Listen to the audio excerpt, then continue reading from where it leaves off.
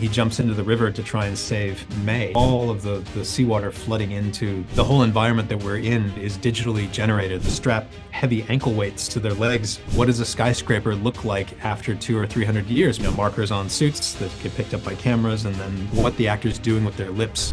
Hey guys, this is Eric. You're watching IGN India.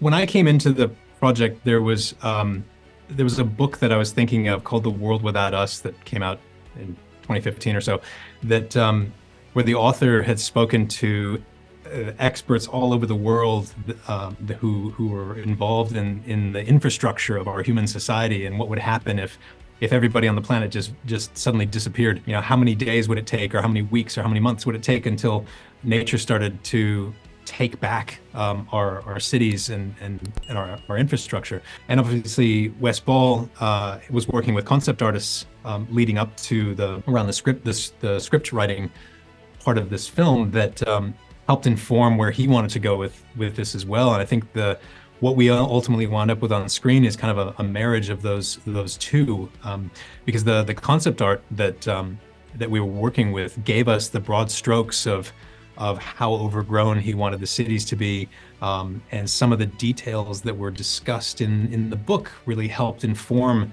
how we would turn that concept art into photoreal imagery, like what might surfaces look like, or how much of the fine detail of the plant life would sort of take over those spaces.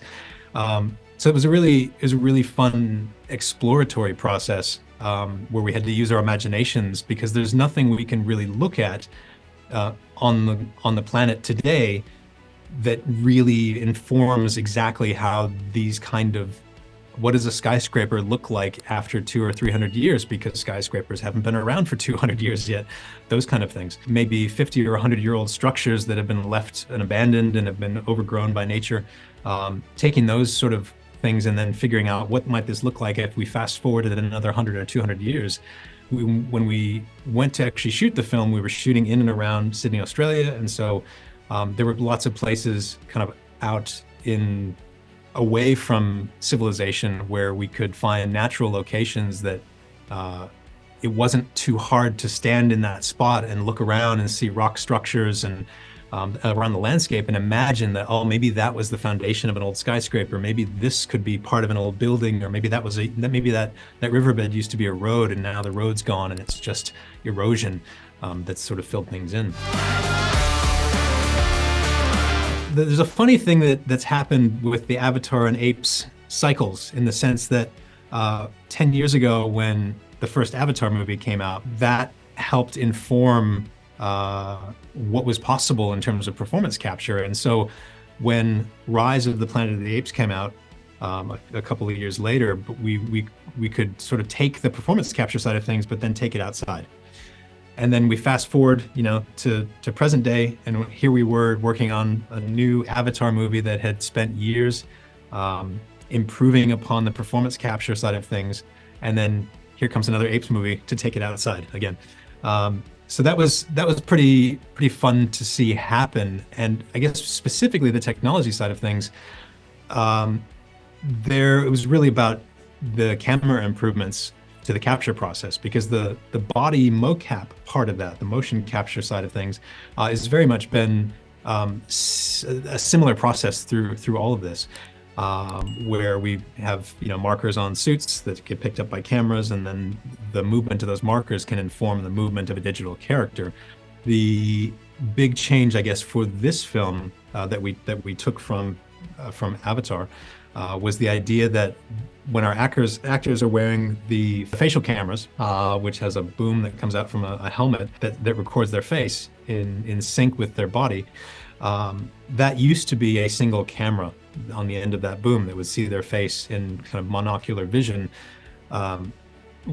Around the time of Avatar and through Avatar Way of Water, that we were now using, due to the technology being miniaturized further, we can use two cameras, a pair of cameras on the facial rig that gives us a 3D view of the actor's face. And what that means is that it gives us a lot greater fidelity in terms of some of the specifics of what they're doing with their mouth and their jaw in particular, and especially on a film where our actors are portraying apes that might be making like a hoot, you know, like where the lips sort of protrude out or the jaw shoots forward.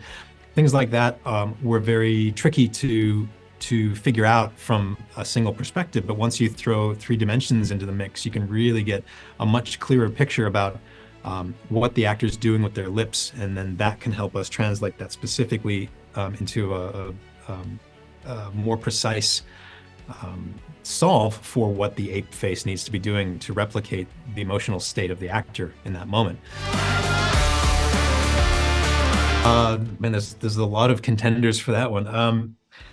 I guess I would point to a few shots. One of them, like the one that jumps to mind straight away is when Raka Orangutan, when he jumps into the river to try and save May, and he manages to sort of, you know, get her back on the net to safety, but then ends up getting swept away himself. In those moments when he's just clinging to the net before the current takes him away, that was a very challenging water simulation in the sense that we were right in close on him, and we also needed to account for the water currents and what they were doing to his fur and the look of his fur throughout that whole process.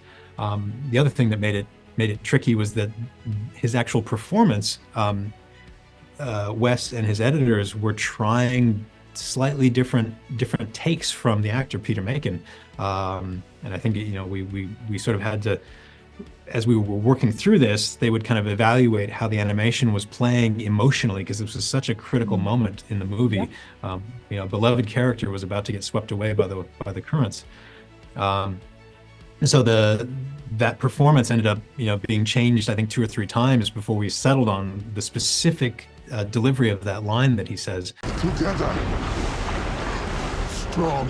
Every time they would change the performance, we'd have to slightly, you know, go back and redo some of the work again. So that's one example, but we obviously, you know, continuing with the theme of water, we also have obviously the big sequence at the end with all of the seawater flooding into the human silo at the end. Once we got into the flood sequence, the whole environment that we're in is digitally generated. There is no photography. There was no place that we could find that satisfied the requirements of the scene that we could photograph in. And so everything we're seeing in that part of the movie is entirely digital. It's part of the 33 or so minutes in the movie that are entirely digital, that have no live action component to them whatsoever. And so, yeah, that sequence, the flood sequence at the end, there are a number of shots in there that are quite challenging.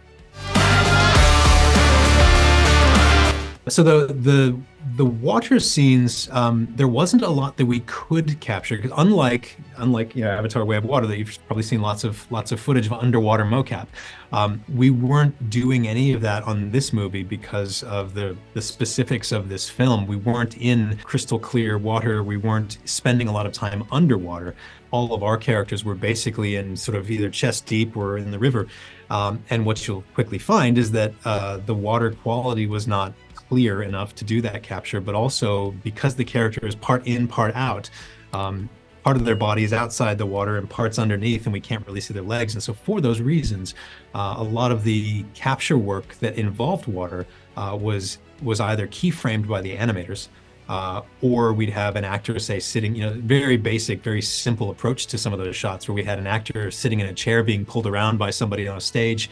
In the instance when Silva, our big silverback gorilla, is chasing Noah through the chest deep water, you know, we did some of that dry for wet on a mocap stage where we would strap heavy ankle weights to their legs, and they were having to strain against the weight of all the physical weight on their legs, and so it really slowed them down and made their movement really sort of impeded and cumbersome. And it really it's beautiful how well that worked in the final result, because it really does look like they're straining against something in their performance. I think coming into this and understanding that so we basically had to make 12 new hero characters for the movie, and knowing that all of them are speaking roles, it meant that we very quickly identified that we were going to have to find ways to make the facial animation process more efficient for ourselves. Because we had, I think, a couple weeks less post-production schedule on this one than we did on the previous movie, and there's a lot more spoken dialogue. And so the animation process needed to be very efficient, and to help facilitate that, we brought in a machine learning aspect to the facial animation pipeline, so we could take the footage that was recorded from the facial cameras of the actors and essentially feed that to a deep learning facial solver, or the facial deep learning solver as we're calling it, which would then give our animators the kind of starting point for each of the facial performances of the apes. It's never a one-to-one translation. We can't just move the jaw or move the lips exactly the way the actor did and necessarily have it come off exactly the same emotional read. And so that's where the talent of the animator comes in. I think it's been widely used in all sorts of different applications throughout visual effects for a number of years now. But absolutely, I think it's we need to tread carefully through this landscape, because everything changes so quickly. The goal through all of this is to make sure that where we do employ this, that we're using it as a tool to get us to an answer, to give us a solution to a problem, and not trying to somehow not require an animator or not require a lighting artist. One thing I would love to see us sort of push forward further on is the idea of using generative AI, for lack of a better term, as a way to generate our clean plates, let's say. So part of the process that we do with this typically is we would have the actors there on location. They're in the woods, they're in the wilds of Australia someplace. We're shooting them. They're in their mocap suits, and they give their performance. And at that point, once the director has a performance that they're very happy with, we have to ask them to step out, and then we try and do the same camera move, the same everything again, without the ape actors in there, so that we can essentially have a version of the shot that we can put in the movie that doesn't have them in there, and we can add our digital characters to that clean plate. Now, the tricky thing is that in a film like this, with the aesthetic I was talking about before, we have a very lively camera, it's handheld. Trying to replicate that camera move when there's nobody there to frame on is very tricky. And so it'd be really great if we had a really robust tool set to essentially remove the actor from the footage, so we didn't have to try and make a clean version of that. This was a beautiful working experience. I think it's probably been among, working with Wes has been among the most satisfying creatively of my career, in the sense that he's a brilliant collaborator, but he also comes from an animated 3D animated background, I guess, in the sense of he was doing 3D short films himself, and that's where he got the Maze Runner films on the back of. And so, because there's that knowledge that he has, he understands, at least to some degree, understands the technology that we're working with here. He knows the kind of things that are going to be, easier to achieve, and some of the requests or some of the notes that are going to be, real incredibly difficult to try and pull off. And we can have conversations from a technical standpoint about how we might want to approach this problem or that problem, and so, but he also has an incredible visual imagination. He can pitch you a sequence or pitch you an idea, and you can really understand what he's going for. You can see it in your mind, what he wants to put on screen, and in that sense, he's a brilliant communicator. He's a lot of fun. I think contrasting that, and not to say Matt Reeves is not. Matt Reeves, I love him. He's a beautiful kind of a beautiful soul in terms of the kind of things he looks for. The thing that's really great about Matt's two films and Wes's movie here is aesthetically, and the feeling, the vibe, I guess, of the movies is quite different. We're in the same world, but we were able to take a slightly different path for this film that has maybe a freer, more spontaneous or more lively kind of visual aesthetic to it.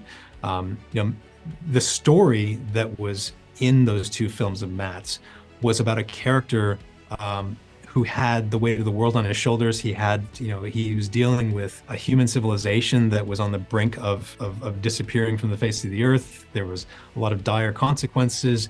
The tone of the films is quite serious and sometimes a little dark or dire. And the visuals and the camera movements really kind of beautifully support that aesthetic and that kind of storytelling.